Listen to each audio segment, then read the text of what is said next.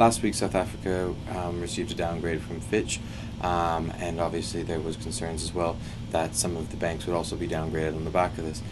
This is quite normal. Banks follow the rating of the sovereign, so essentially the downgrade obviously for the South African or Standard Bank on the back of the Fitch news is no surprise. I think the downgrade actions have been something which have been talked about since September, October last year. There's really nothing new there. I think people were surprised it took the rating agencies as long as it did. When it actually comes to the bank's ratings relative to the sovereign, what is relevant, I believe, for a bank is further actions against a specific entity. A downgrade on the back of a sovereign entity means nothing. However, though, when individual action is taken against a bank, that's when sort of someone would be concerned. This recent action was nothing to do with the bank's individual state. It was more to do relative to the sovereign.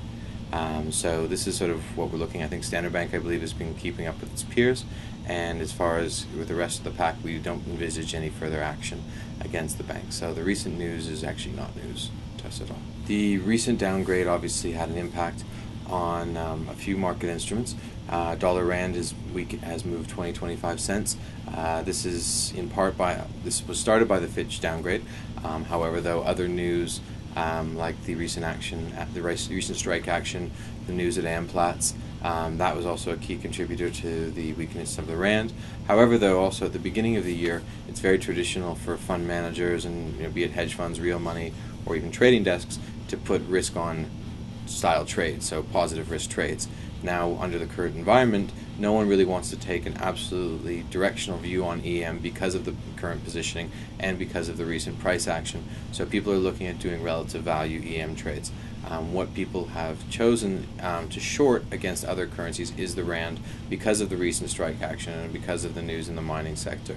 I think what you've seen is people putting on trades in things like Hungary and then short South Africa as a relative value play, seeing the fundamentals of Hungary better than South Africa at the moment. So this is what has also contributed to the Rand weakness.